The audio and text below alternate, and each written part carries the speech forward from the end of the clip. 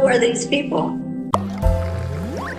President Biden and Vice President Harris are both pushing for Congress to pass stricter gun laws, including a ban on assault weapons. But getting any new gun legislation through an evenly divided Senate appears unlikely. CBS 2's Carolyn Gussoff has more.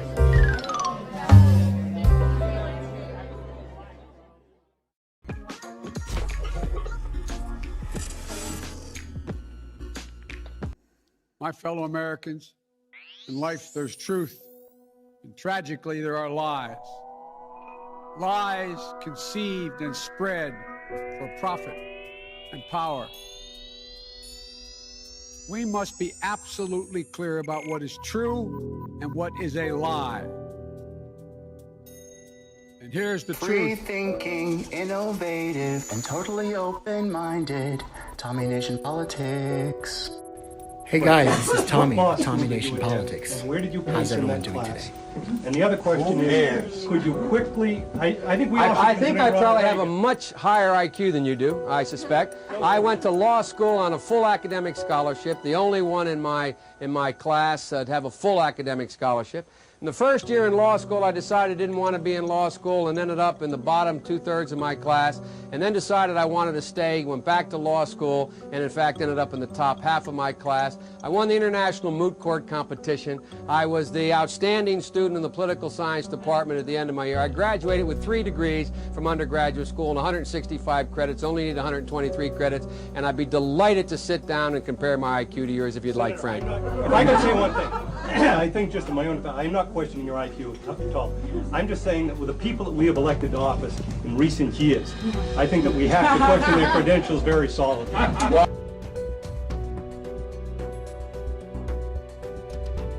The Biden White House seems to be on constant damage control as crisis after crisis keeps erupting. First up today, spending the jobs numbers, which showed the slowest pace of growth in more than a year, even though 390,000 jobs were added last month. But the president seemed to think it's all a positive sign. As we move to a new period of stable, steady growth, we should expect to see more moderation. We aren't likely to see the kind of blockbuster job reports month after month like we had over this past year. But that's a good thing. That's a sign of a healthy economy. Except for that inflation and the baby formula and a looming possible recession, but there's all that. And last night, the president, he took up the issue of gun control. I respect the culture and the tradition and the concerns of lawful gun owners. At the same time, the Second Amendment, like all other rights, is not absolute. We need to ban assault weapons and high-capacity magazines. But new reports of turmoil behind the scenes are raising questions about the president's ability to solve the problems that arose on his watch.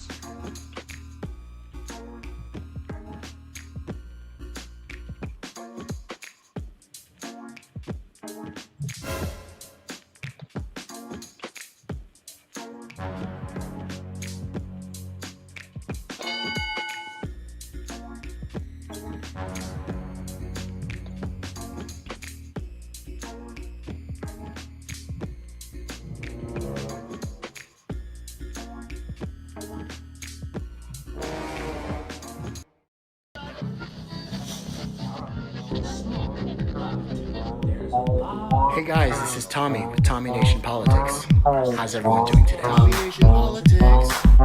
I'll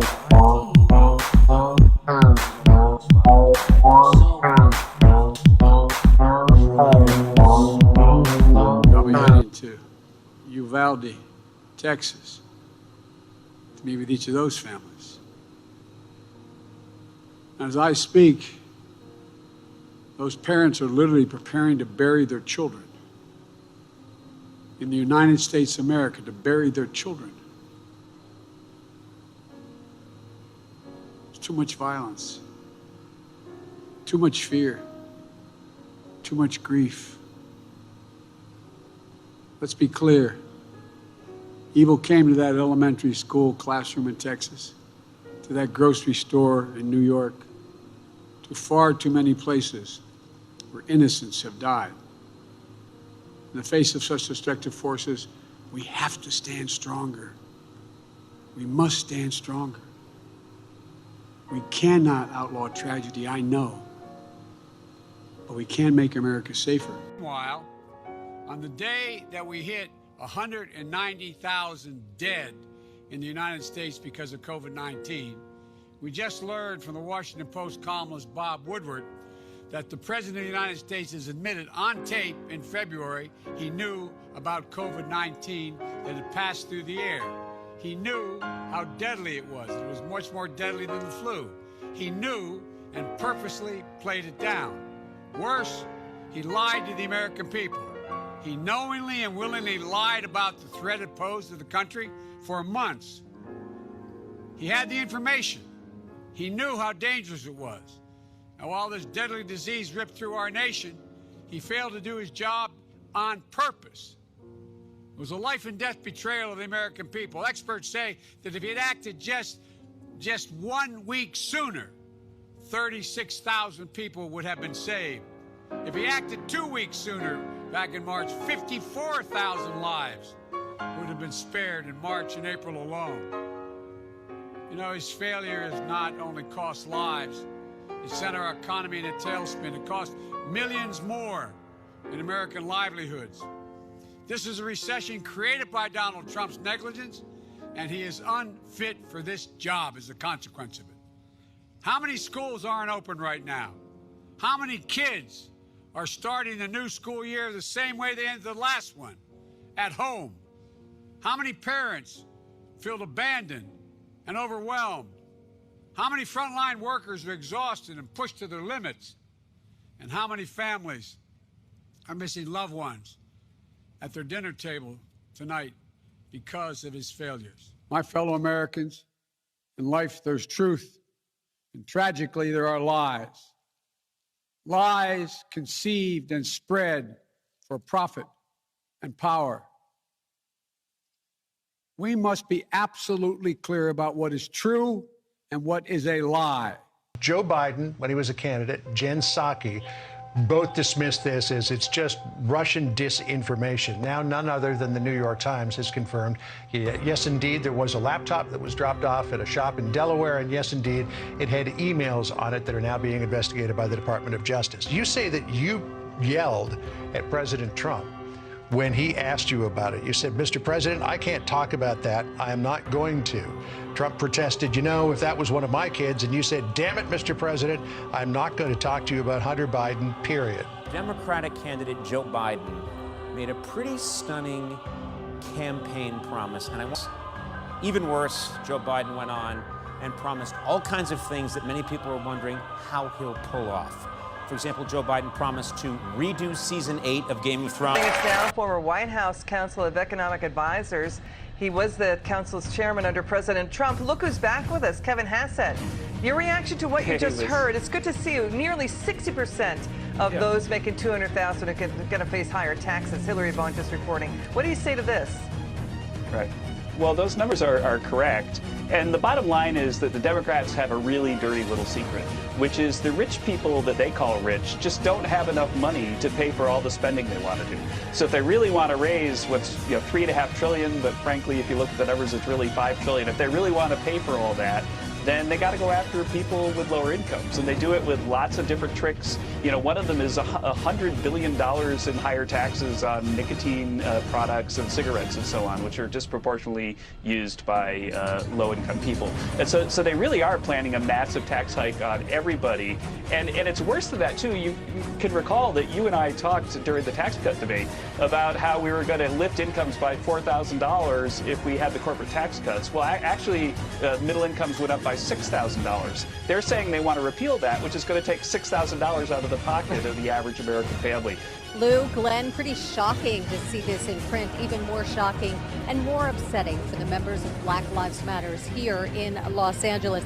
So far, we haven't had any comment from the mayor's office or anyone within the administration, but I can tell you that I did talk to a member of BLM earlier, and that representative saying the mayor's strategic advisor should be removed from her position.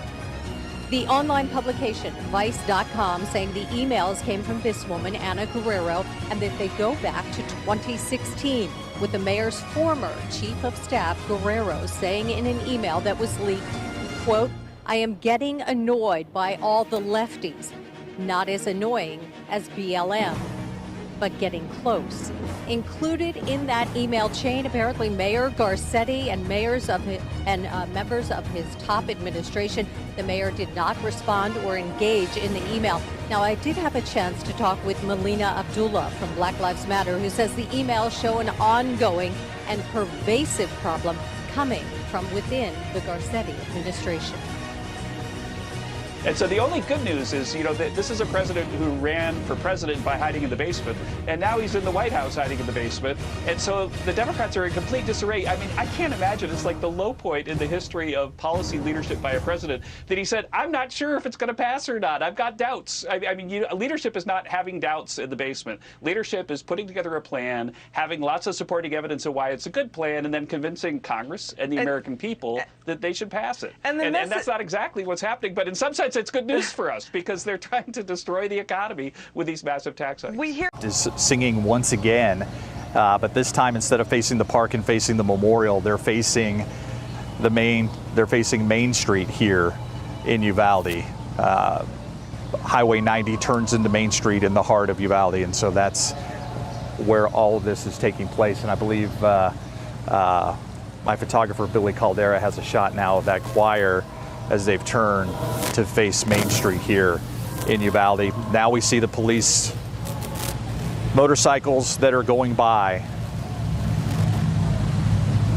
usually an indication that the motorcade for the president will be coming by shortly.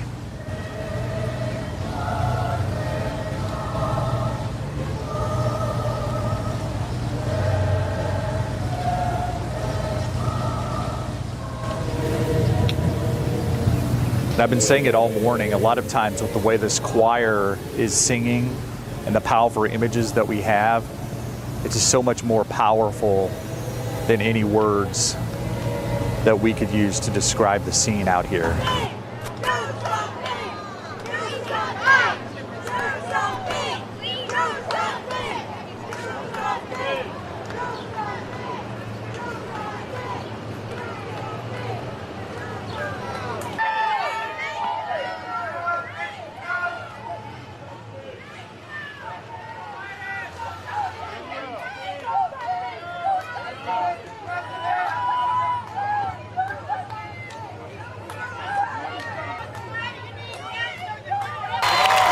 After months of protests in defense of Black lives, President Joe Biden signed several executive orders reiterating his support for racial justice in his first week in office.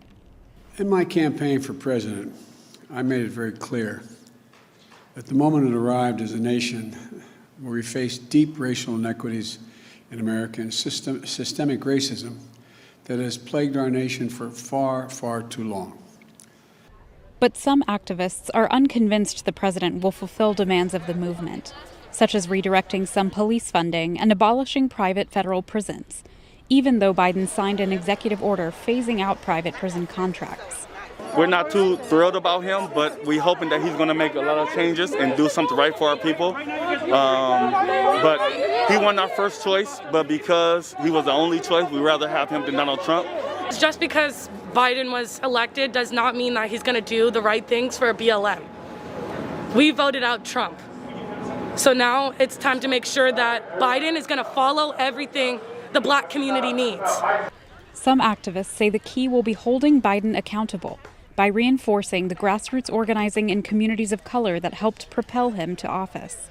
Immediately before he became president, we saw an enormous amount of unprecedented pressure from grassroots organizations, grassroots people all across the country, mostly affiliated with Black Lives Matter, but certainly in other groups, really pushing for racial equity, really pushing for justice. While some protests against racial injustice have been marred by violence, which both Biden and Trump condemned, the movement has largely advocated for peaceful protests and underscored the importance of work on local levels. My opinion as somebody who does grassroots organizing is that a lot of that is going to come from like the cities we live in, the organizing we do, keeping the narrative conversations going. Organizers who work for racial justice even when protests aren't making national headlines encourage fellow Americans to continue having conversations about correcting injustices.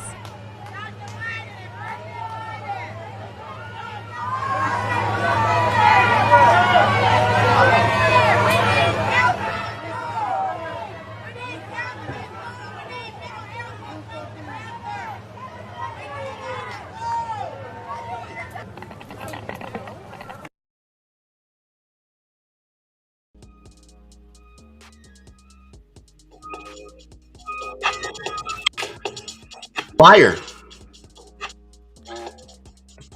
The dictionary. A person who tells lies. As in, the man was a notorious liar.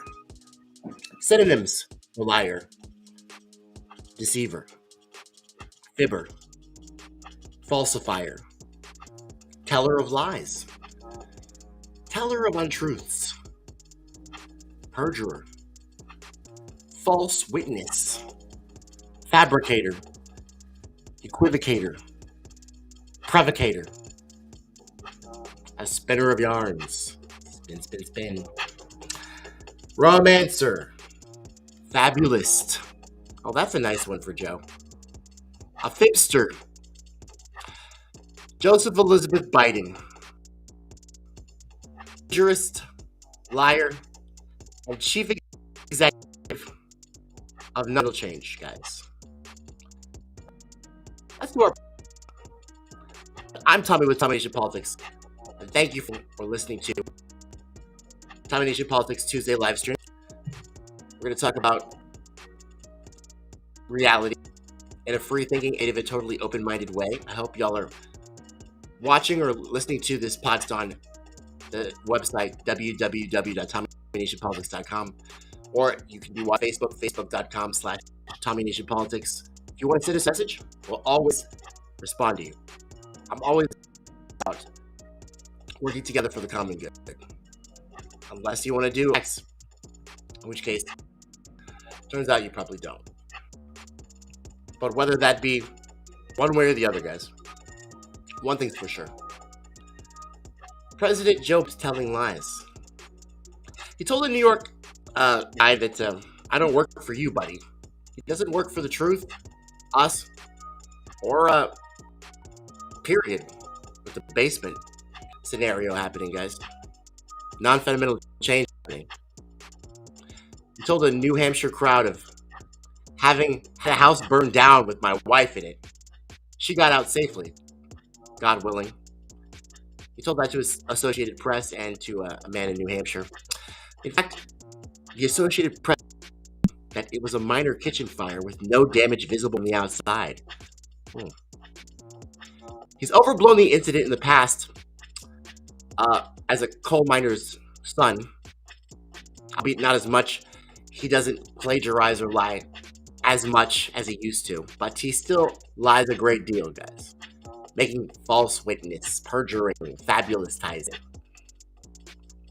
The guy retired 15 years before Biden became VP. And turns out, guys, that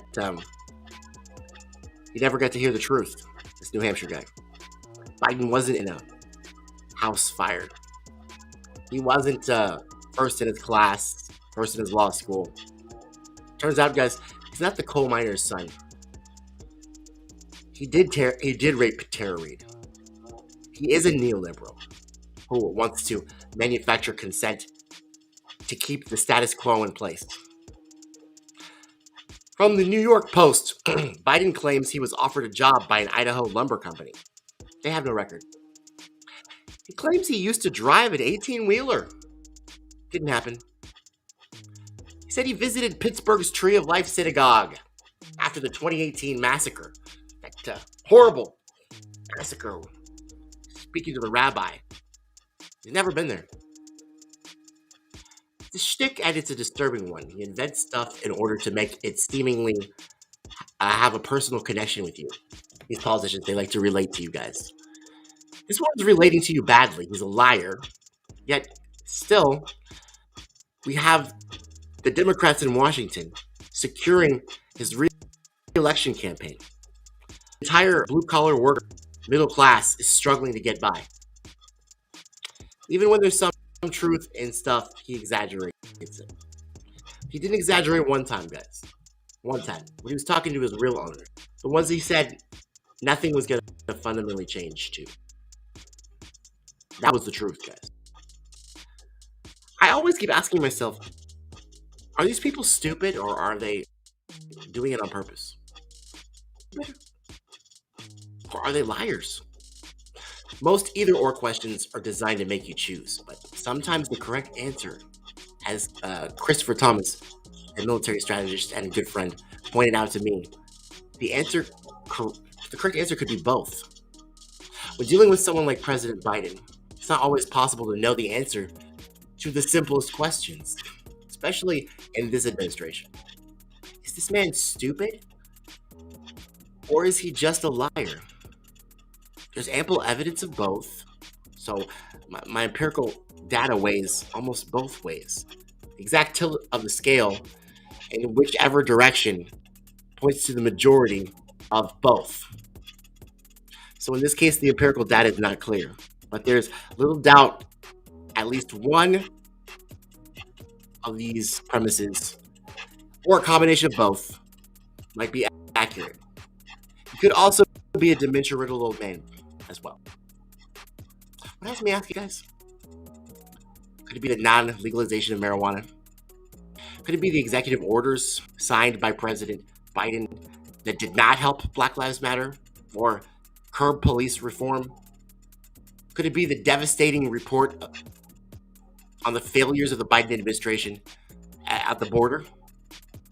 Or sanctioning a country that did exactly the same things we do, invade other countries, but not having a plan to rectify the shortage of oil and the gross inflation that has culminated afterwards.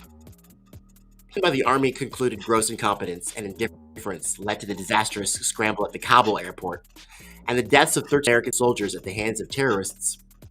All could have been avoided, the report says, and cited by the New York Post, had the president's team listened to the military. It's a devastating report, guys. You gotta listen to it for yourself. There's a link that I'm going to be, for this stream, I'm going to send you the post or comment the devastating report by the military. He's the commander of the chief of the military, guys. His own wrote a devastating report. They claim that all this Afghanistan drama could have been avoided if the president only listened. When asked about this, Biden is Secretary of State to Mr. Anthony Blinken and all the press. No, that's not what I was told. Joe, could you repeat back what was said to you? Because I think you're just answering. I think you've never been silent in your life. I think you're just a bloviating, blowhard beta cutter. On Tuesday, NBC News reported Biden is unhappy about a pattern that has developed inside the West Wing. He makes a clear and succinct statement, questionable, my words, only to have aides rush to explain what he actually meant, which was something else. The so-called cleanup campaign, he has told advisors, undermines him and smothers the authenticity that fueled his rise. Later that day, the Washington Post chimed in with this headline: White House scrambles on inflation after Biden complains to aides. And yesterday, CNN followed suit, writing at the center is a president still trying to calibrate himself to the office. The country is pulling itself apart. Pandemic infections keep coming. Inflation keeps rising. A new crisis on top of new crisis arrives daily, and Biden can't see a way to address that while also being the looser, happier, more sympathetic, lovingly onion parody, inspiring aviator-wearing, vanilla chocolate chip cone-licking guy, an image that was the core of why he got elected in the first place. Lawrence, a quote from that same article really struck me. It was from a White House aide. They said this: he has to speak to very serious things, explained one White House aide, and you can't do that while getting ice cream. This is true. The President of the United States was not told of the military's assessment, and serious concerns at any point in the lead up to the withdrawal were not handled with a culmination of getting people's perspectives who were literally there. How do you expect to make a good decision? Guys, organizational skills and leadership skills are like at even low approval rating, guys. Instead, according to President Biden, he was told something completely different. Well, I was told, no, look, fat, his aides gratefully pulling him behind the curtains. Is this man a responsible commander-in-chief of the armed services? Is he upholding his oath to protect us from threats, foreign and domestic? Or is he a senile, dementia-ridden old man who inaccurately addresses the question of the Army's report in a defensive rant to justify himself? Is he not just a liar? It's very interesting. He's rejecting data. He's not listening to his subordinates. He's fallen asleep at press conferences. And Joe Biden is lying to avoid his responsibility for the death of 13 American soldiers, for the gross inflation caused by his party, with all the foreign aid and saturated pork that came from his COVID relief bill that he signed into law. Now, not unlikely, guys, Barack Obama had the exact same situation in regards to Benghazi. And of course, he was a liar too when it came to Obamacare. You do not make this kind of deal where you have the Iranian Revolutionary Guard being the ones to inspect Iranian military sites, and we count on them for telling us the truth. The president lies to the American people. He says anytime, anywhere inspections, yet we have to wait 24 days to inspect any suspect place. Listen, Jake, I was the former U.S. attorney, as you know, in New Jersey. Even the stupidest criminals in New Jersey, if I came with a search warrant but gave them 24 days till I came back, would know to get the evidence out of there. And we pride ourselves on having stupid criminals in New Jersey. Among the stupidest in America, the Iranians are not stupid. Just as a point of clarification, the Secretary of State is 24 wrong. days thing is just about new accusations, not about established sites. I'm not saying. But it doesn't matter. The president didn't make that qualification when he spoke to the nation. He said this is about verification, anytime, anywhere verification. He and the Secretary of State and the former Secretary of State, Secretary Clinton, have all lied to the American people. They've looked right in that camera and lied. There was never any follow-up when it came to Obamacare. In fact, Joe Biden said he was going to expand Obamacare, and he lied about doing that as well. You see that on their docket, guys? I listened to President Obama speak today. Nobody was worse to the press than Obama. Nobody. In fact, he even used, as I remember, the Justice Department to go after reporters. Remember? But he's talking about how I should be nice to the fake news. No, thank you. Or do you see the military spending budget on the docket of both parties? It's time to ask ourselves, guys. Who is pushing Biden to the left, first of all? And also, who's ever going to put America first? Did Donald Trump do it? It's debatable. He didn't have enough time to do one thing's for certain. This President Joseph Elizabeth Biden, is the worst president in the history of all presidents. But the headline here is that the white supremacy in the Biden White House is so intense, 21 black staffers. Can there be more than 21 total? Not a huge staff at the White House. 21 black staffers have fled. Speaking of the new Jim Crow, Candace Owens is the founder of the charity Blexit. She's probably not surprised by this. She joins us tonight. Candace, are you surprised that the racism, the white supremacy at the White House is so intense that black staffers are fleeing for their lives? I have to say I'm a little bit upset that I'm not involved in these strategy sessions at the White House. I just picture them all sitting around a table and just, quick, black people are waking up and they're not happy. Grab me an Asian and put them in front of the podium. We've got to shift here and shift gears completely on the PR strategy. I mean, this is actually what they're doing, right? Because black Americans, first and foremost, what's happening parallel to this is black Americans are waking up to the lie that was Black Lives Matter. So at the same time, you're having these black Americans that were quite literally just given these positions. They weren't meant to do anything. They never wanted them to actually do anything. They probably were underqualified for the positions that they even had. But the idea was, oh, look, we're getting on our knees, literally, if you're Nancy Pelosi, to the Black Lives Matter narrative, right? Remember, she did that notorious bow and got down on one knee. And we're going to do this and show you that we're going to hire a bunch of black people, but we don't actually care what they think. We just need them to sit there and be black. Now the black Americans in the White House are waking up and going, you know what, that's not okay with me. And they're frantically searching to drum up a new narrative of hate. And this one's going to be Asian American, Asian lives matter, quick grab me K-pop, and hopefully America's going to fall for this, when in reality we're focused on the gas prices, the inflation prices, and it's just an absolute complete joke. Is there anything more destructive than white liberal guilt? It feels like it's hurt more people than nuclear weapons. It really has, and people are starting to see that. Even Patrisse Cullors, right, the person who started Black Lives Matter, basically said, well, it's not my fault that you guys gave me your white guilty dollars and I lied about what I did with it and bought myself an entire real estate empire, and that's the truth. So it's not just black Americans that need to have an awakening, it's white Americans. You know, you have to stop allowing people to manipulate you emotionally and tell you that you're a bad person just because you're born a certain color. And hopefully we're going to start to see that as we head into this election cycle. People who hate themselves are not good leaders. Weak men and unhappy women. I agree. That's the Democratic Party. Candace Owens. Absolutely. Neither one of them. Great to see you tonight. Thank you. We're grateful to you guys for bringing out Trump. We just didn't want Trump. My dad used to always tell me something that really gave me inspiration and made me think about the consequences of my actions in every general sense. He said, it could always get worse. And it was true. It could always get worse. Hey guys, this is Tommy with Tommy Nation Politics. How's everyone doing today?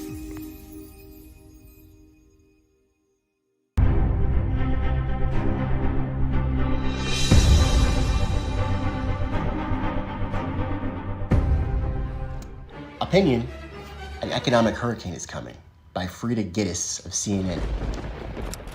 It's interesting. Yesterday, Eastern Time, 3:34 p.m. She's a weekly opinion contributor to CNN. She also contributes to the Washington Post and World Politics Review. But the CNN has announced that even though the worst of the pandemic is over, the global crisis has made much turmoil happen to the domestic people.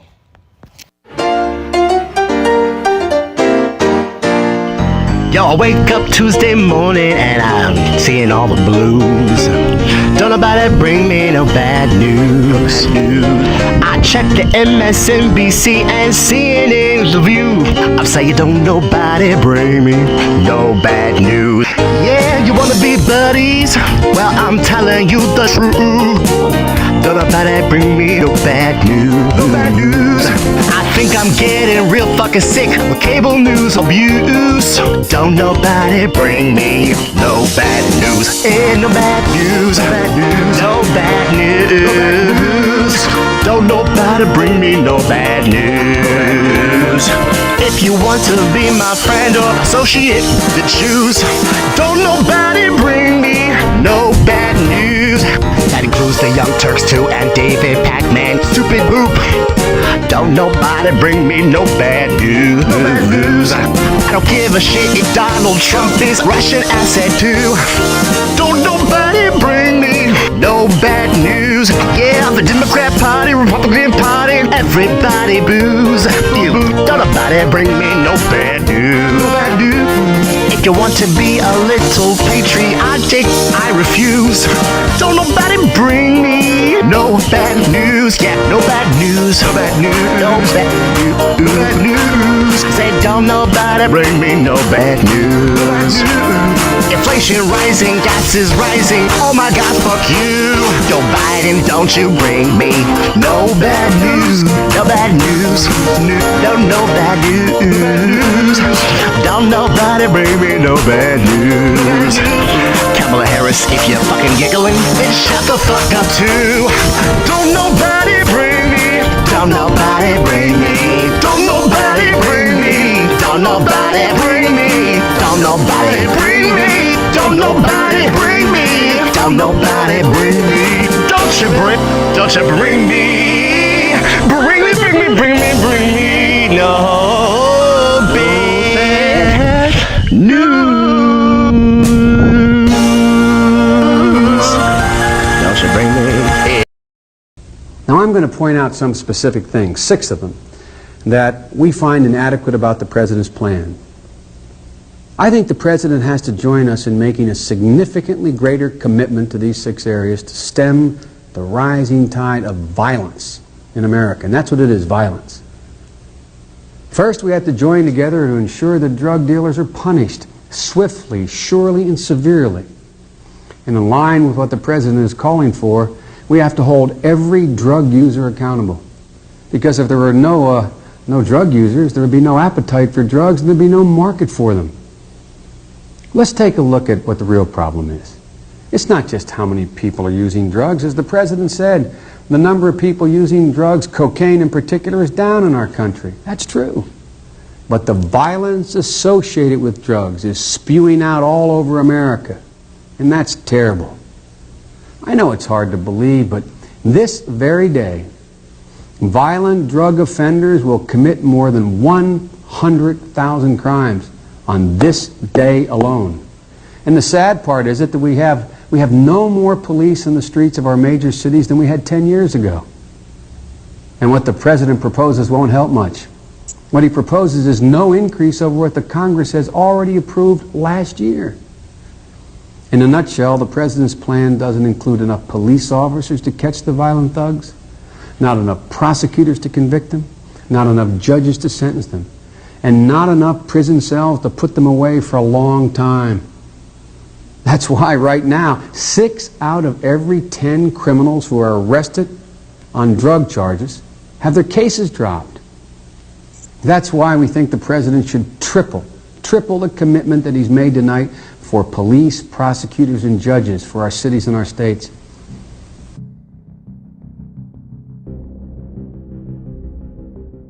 Hey guys, this is Tommy with Tommy Nation Politics. How's everyone doing today?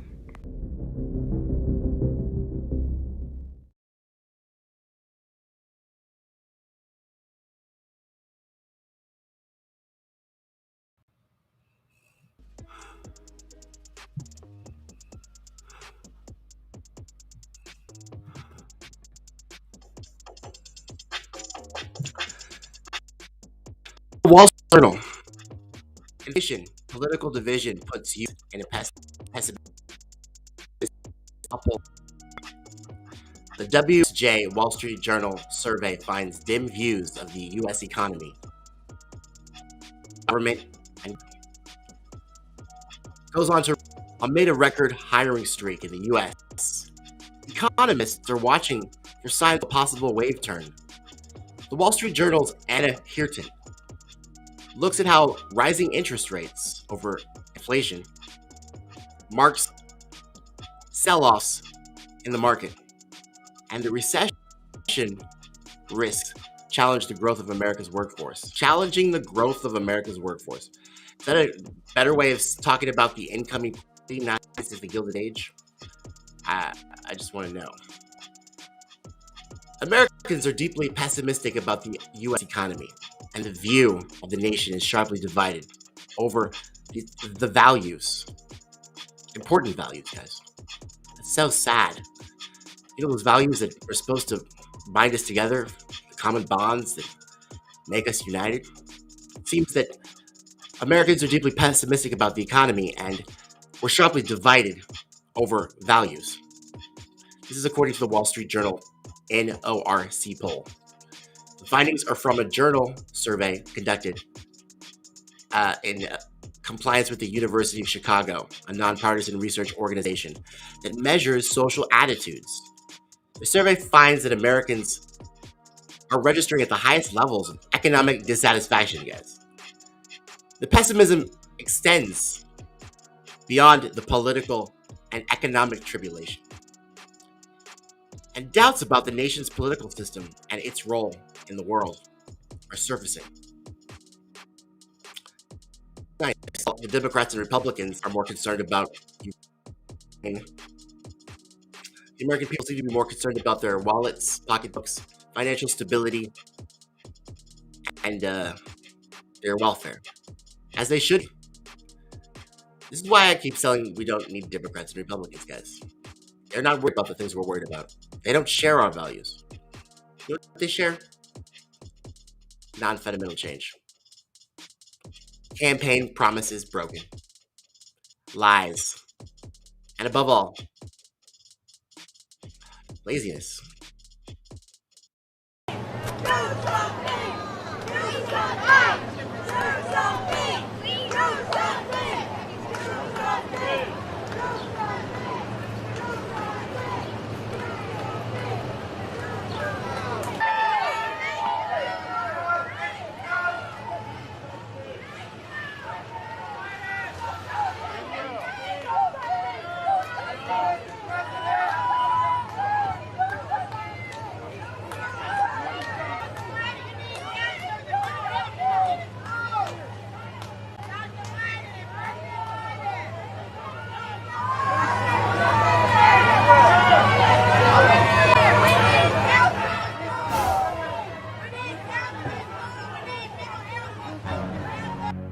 Do something. I'm afraid I don't work for you, fat. Do some push-ups? It's tale as old as time. It's time the tale ends. Hey guys, this is Tommy with Tommy Nation Politics. How's everyone doing?